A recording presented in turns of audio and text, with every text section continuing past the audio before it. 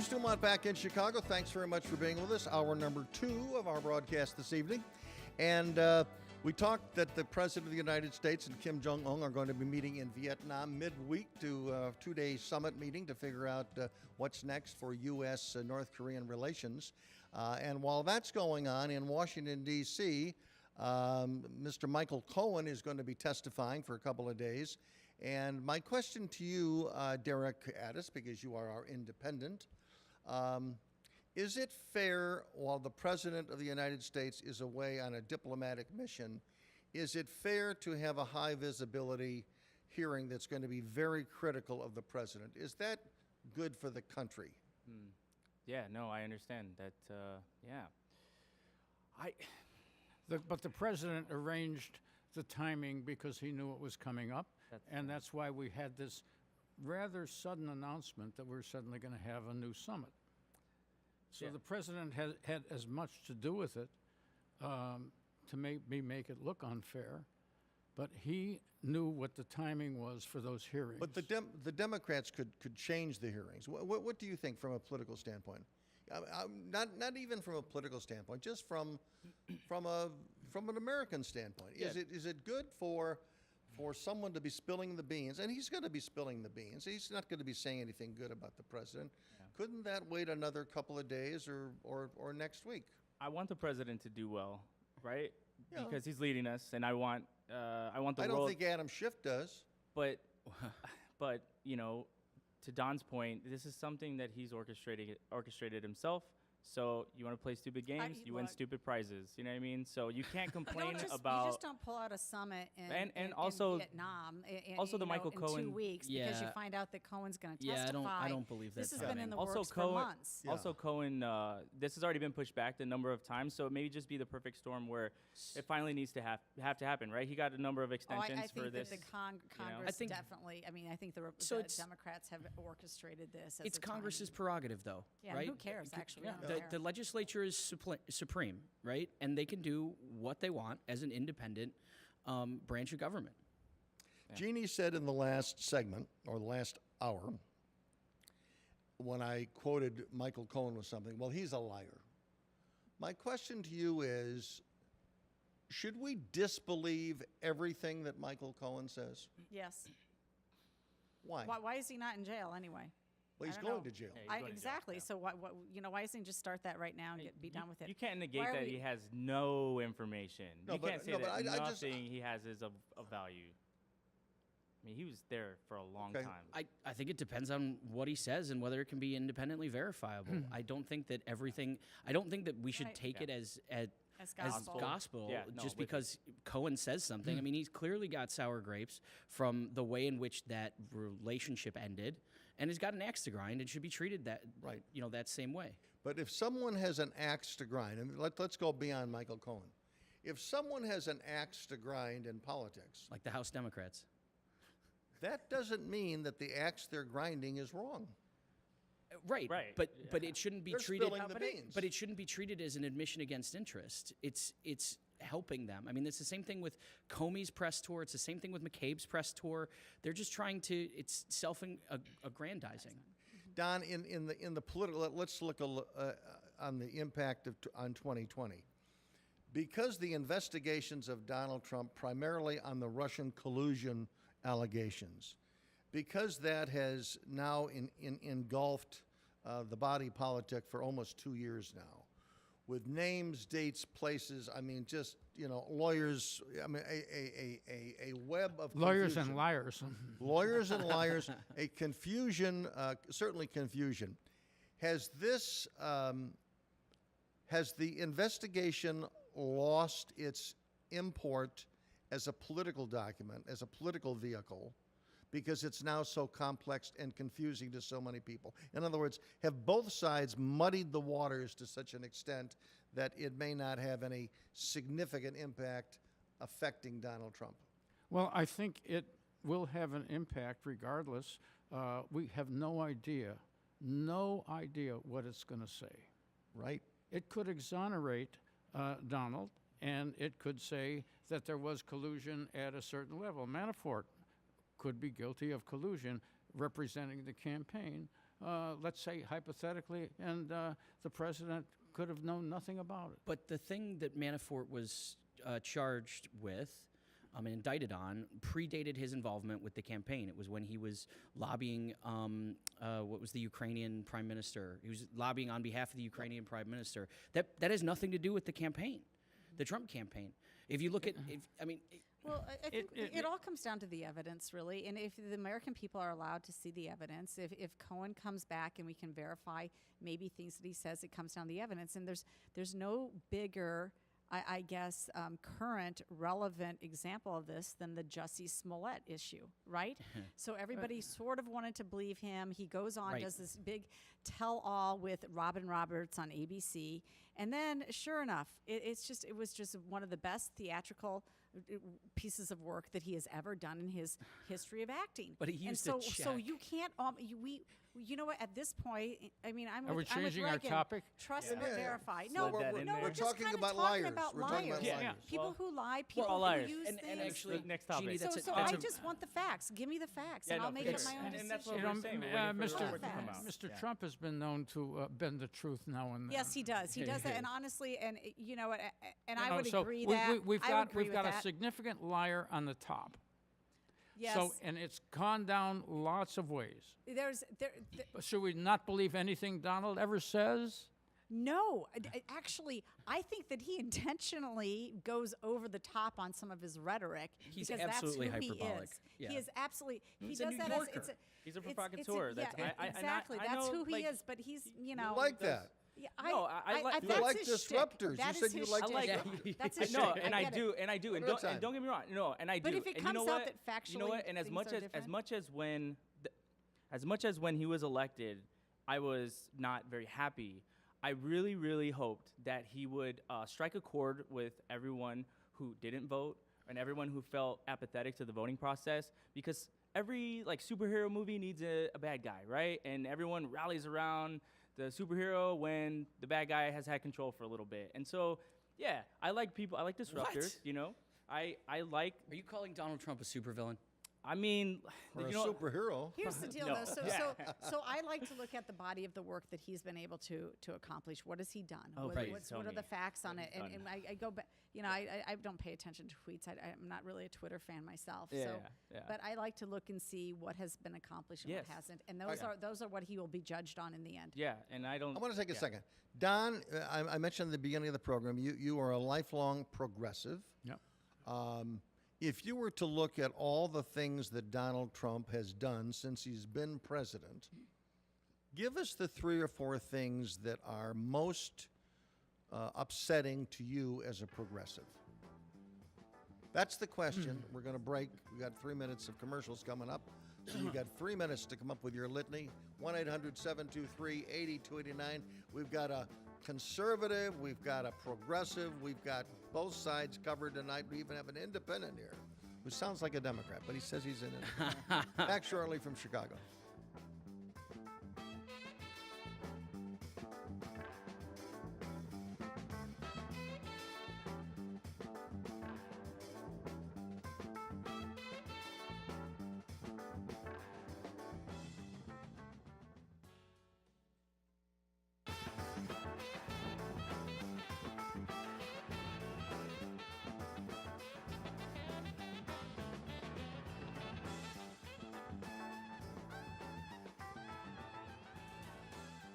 Bruce DuMont back in Chicago. Earlier in the broadcast, Jeannie Ives gave a great list of things that she thinks the president has done that warrants a re-election.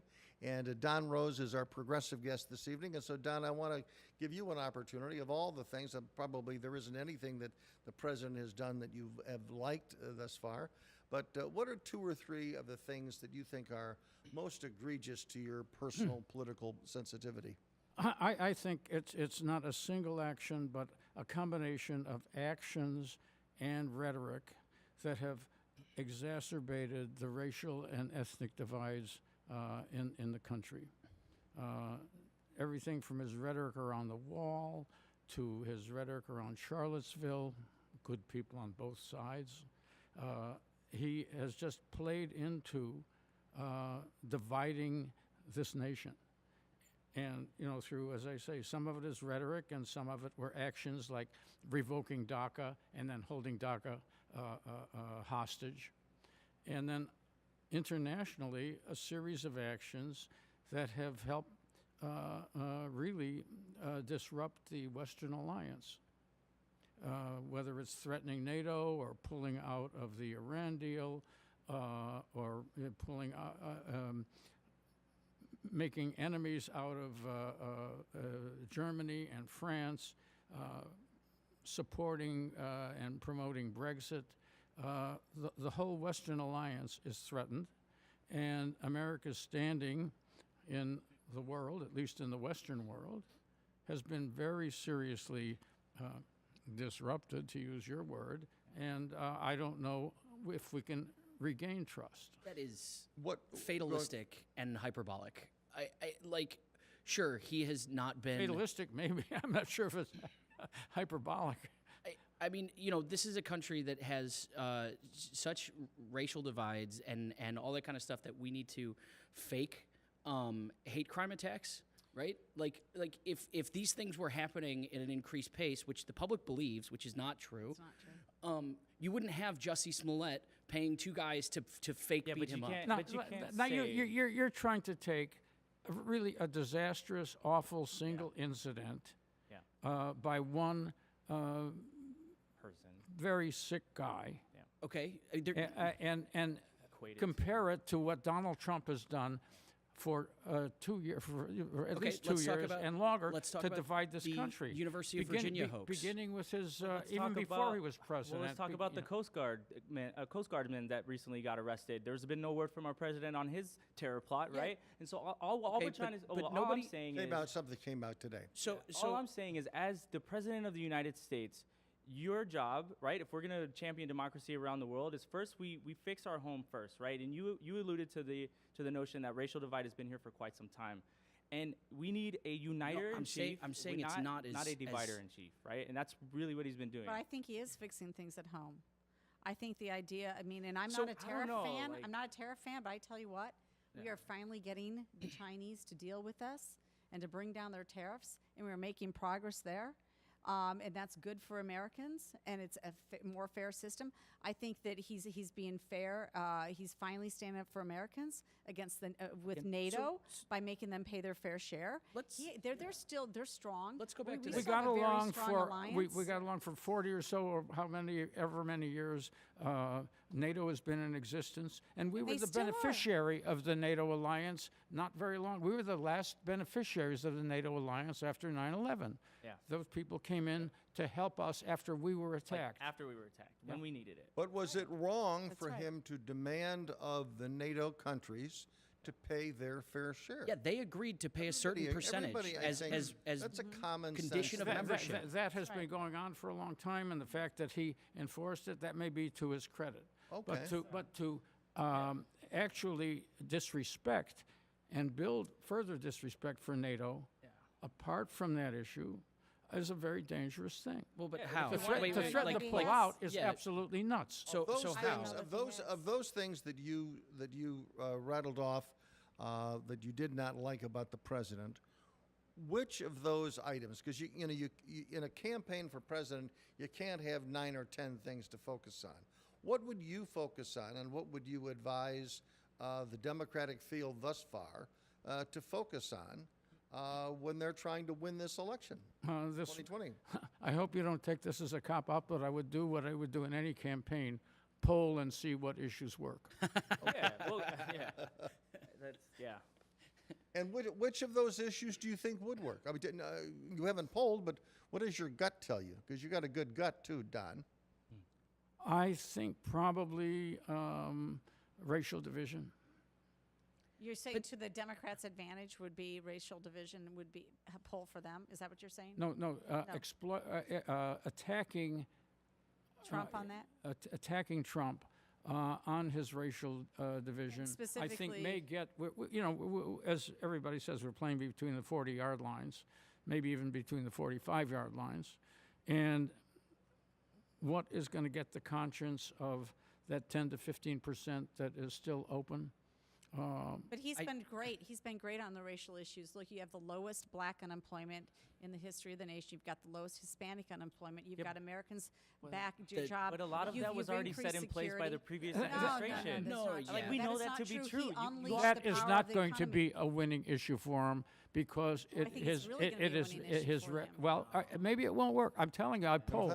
Yeah. And I happen to think it'll work.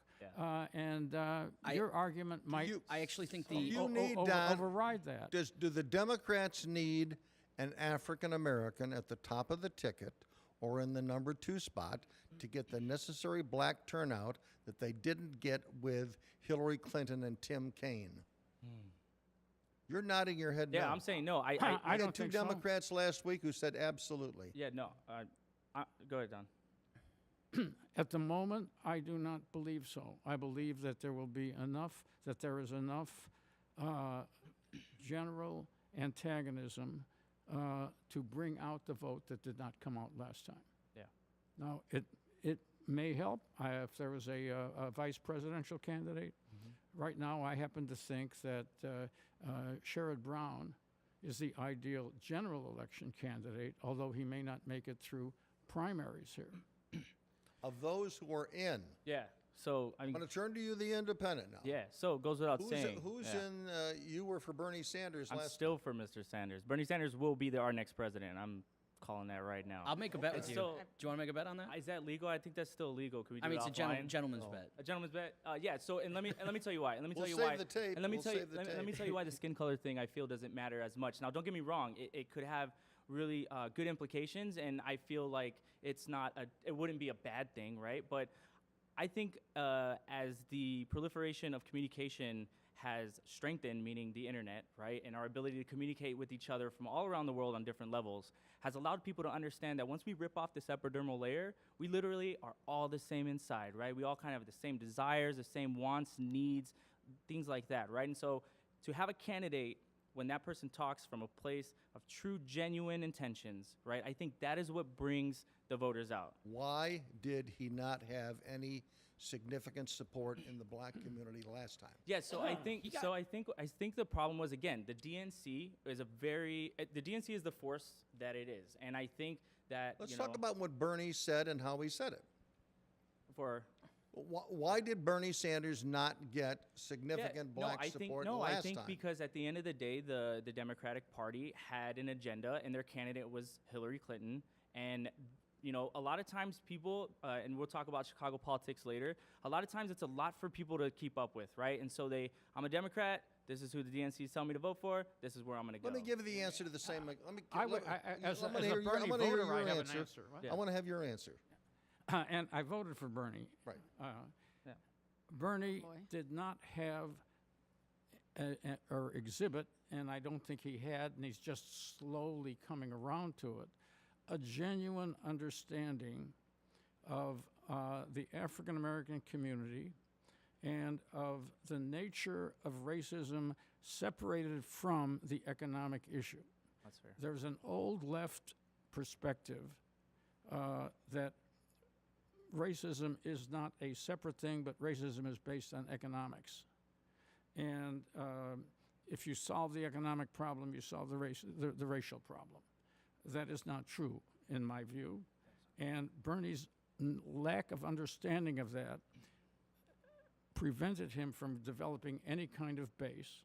And he was running against a candidate who, not through her own devices, but because he was identified with Bill Clinton, who was very popular in the African American community, that she was able to garner that. And I think the role of the DNC... But has he learned... Which was maligned, Look, but not we'd be happy definitive. to take on Has he learned... But here's the point. I don't know. Here's the point. Has he learned anything since the last time? We will see. Well, I think $6 million in 24 hours. Has he ever spoken with you about it? I haven't spoken to him about it, but he has certainly learned something. Now, whether he is able to manifest it politically, or electorally, I do not I'd know. like to I see don't Bernie know what, Sanders. Here's his answer, then I He want to hear the himself Republican. he and his wife are I mean, they're so corrupt. This I mean, is just a grift. Oh my God. It's the a idea- grift. Yeah, that- Really, Bernie Sanders is corrupt? Yeah, he and his Please, wife tell me. scam on the entire University of college, Vermont, yeah. University Yeah. of School Vermont. School Yeah. thing. I mean, give me a break. Who does that? Who takes out a loan like that and then uses it for personal expenses? He's got a couple It's just different a grift. mansions. I mean, it's just Yeah. these people are just as personally corrupt I as the next think person. the answer to the question that I asked was when Bernie Sanders, early in the campaign last time around, was asked the most important issue facing America, and he said climate change. That's true. Now, the people who That's insane. applauded in his audience, they like to hear that. But I've got to tell you, African Americans who are trying to make ends meet, living on the south or west side of Chicago, or in Watts, or in any black community around the United States, I got to tell you, and I'm going out on a limb here. I doubt that climate change is a top 3 issue for African Americans.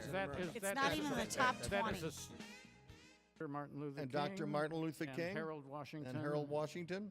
And you were very involved in the Harold Washington campaign, Was in indeed. addition to being the architect of Jane Byrne's 1979 upset victory for mayor of Chicago. And I write a damn good column, too. And- It's and- won 5 awards. That's right. Good for you. Jeff Halm is here. My name is Jeff Halm. I'm a member of the Young Republican National Federation. I'm the club development chair, actually. So the YRNF is a national organization that creates chapters of Young Republican organizations, and my job is to help establish more. I used to run the Chicago Young Republicans. I'm a native Chicagolander, live in the city now, DePaul graduate. And how old do you have to be a young Republican? It is young? 18 to 40 is the age. 18 to 40. Well, I just missed it. Well, you know, Derek Addis joins us. Yeah, Derek Addis. I'm an NBA candidate at DePaul. I'm an Iraqi war veteran. I'm just kind of a regular person that has a bunch of thoughts in my head. Plain speaking American. Plain speaking American. I like to facilitate conversations with people to kind of open dialogue so that we can understand we all kind of have the same wants, desires, and wishes inside. And if we sit down and talk rationally about things, I think we can all come to an agreement. So, Okay. 2 tours of duty. in Iraq, yes. Okay. Yeah. And a native of Texas. Yeah, I grew up in San Antonio, Texas, and Brownsville, Texas, and also Chicago. Summer times in Chicago, school time in San Antonio. A great Jeannie Chicago Ives. reformer is from Texas. Jeannie Ives. Yeah, I'm Jeannie Ives. I am a suburban mother of 5, and I'm also a former Illinois state representative, and I also ran for governor on the Republican side. And you got 48% of the vote. That's right. A leading figure of conservative Republicans in the state. I want to spend just a couple more minutes talking about what the Democratic field might look like. You've already identified yourself as a Bernie Sanders supporter. Don, are you ready for another run with Bernie Sanders? I haven't made a decision yet. I've just been looking at the potentials of. I think the number one issue is who stands the best chance of defeating Donald Trump. And my decision is going to be based on that analysis rather than who I feel closest to. Okay. I love a lot of things I've seen. I still like Bernie. I'm not sure whether I will still be with him. As I said earlier, I think Sherrod Brown is the best general election candidate, but I don't know if he makes it through the primaries. What is your opinion of Amy Klobuchar, who thus far is the more moderate person in the race for the Democrats? I think she is a strong potential candidate. A few things have happened recently.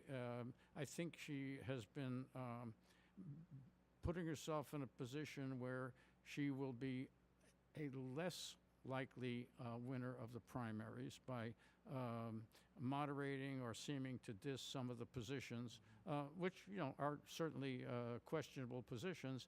But I think she may be centering herself too much right now.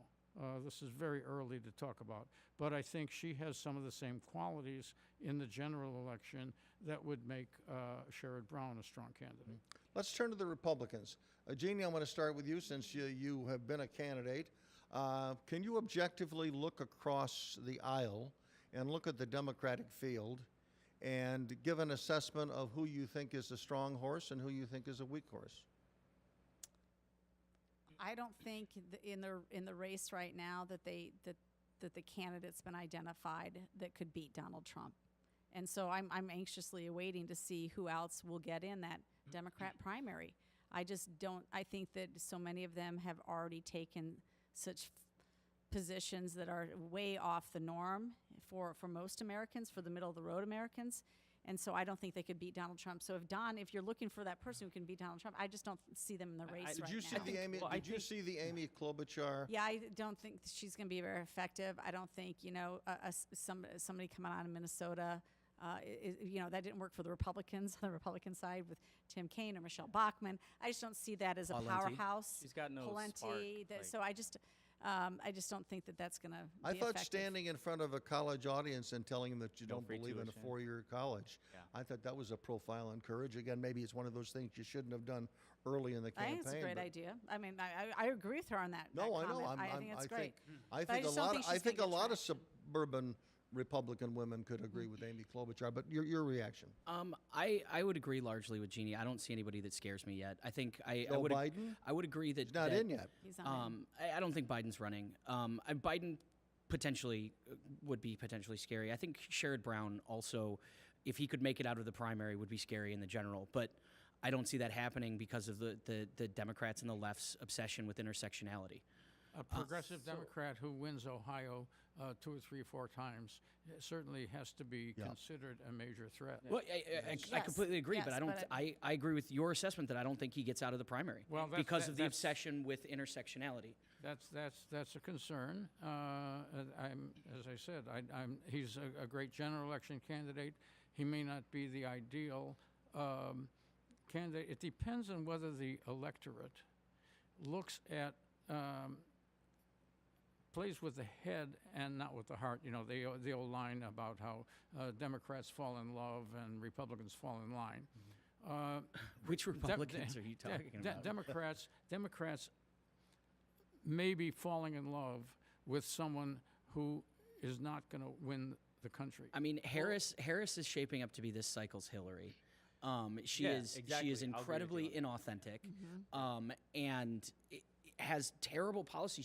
She's on video laughing about putting parents of truant kids in jail.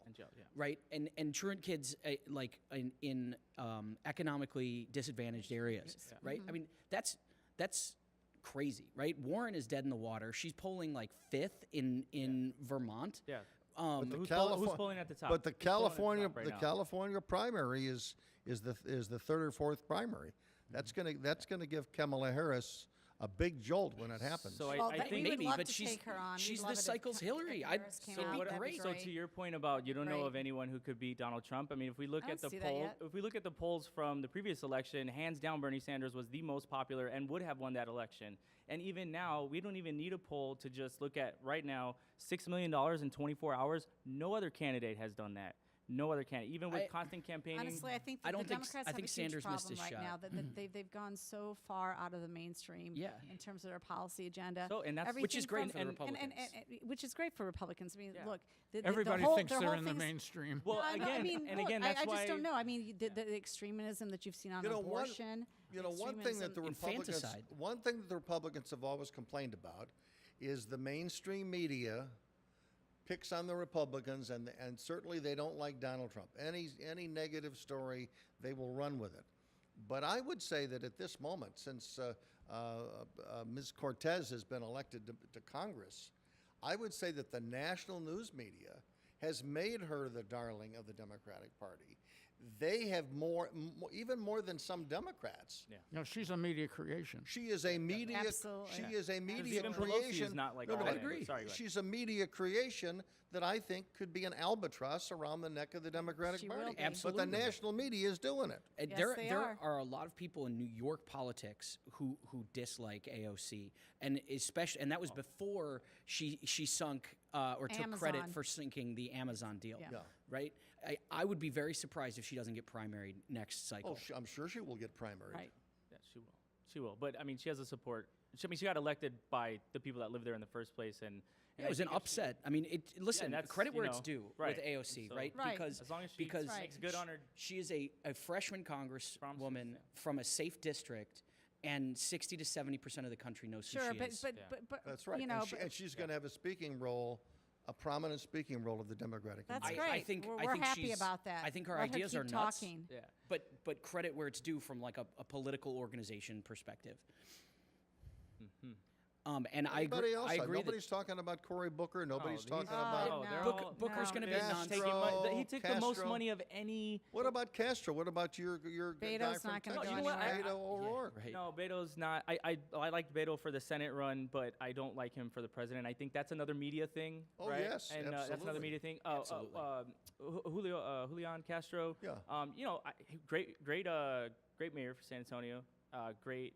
I like him, but I don't think it's his time. I don't see Castro's base, right? I don't see Beto's base. I like Booker, maybe. What's the name of the mayor of South Bend? It starts with it's like Buttigieg. I don't know. I don't see where he starts. But again, but in a primary where you have literally every slice of the Democratic and the independent demographics, independents, they're all there. And then again, the It's question possible. is there an independent? It's possible that this may turn out to be the first brokered convention in a couple of generations. Yeah. Well, and now the Democrats did change their rules about selection in the primary, so it could get a little bit more interesting. What happened to B. Sanders the first time? Yeah. Yep. Well, and so it's going to be fun to watch them tear each other apart. Some ranked choice voting. Are you worried about his age? No, and let me tell you why. Look, of course No, I don't even care. I don't care. And let me tell you why. We look to our elders for wisdom and truth and all that, right? Stick with those old people. Yeah, I'm being serious. So I think it's very. The word escapes me, but kid. But He's a smart I think it's kid. very ageist. I guess it's wrong to say you're too old to be the president. I don't think that's fair. I knew Bernie very Okay, Joe casually Biden's when too he old to was be the in They're all the college. same age. Even Donald Trump. They're all the same age, though. But like When Donald we come Trump, back, but they're not octogenarians yet.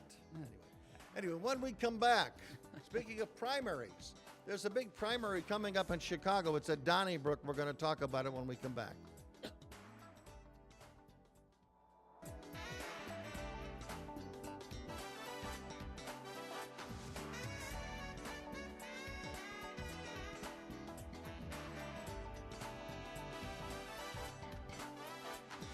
Bruce DuMont back in Chicago, and again, just 15 minutes here to talk about a big story that's happening in Chicago. Hopefully those around the country will bear with us because we're talking about who the next mayor of the city of Chicago is going to be. Rahm Emanuel has been mayor for a couple of terms now. He's decided recently that he is not running for re-election, and we have 14 people who are running in a nonpartisan primary. The election is coming up on Tuesday. And again, if someone does not get 50% plus one, there will be a runoff on April 2nd. Everybody predicts that there will be that runoff.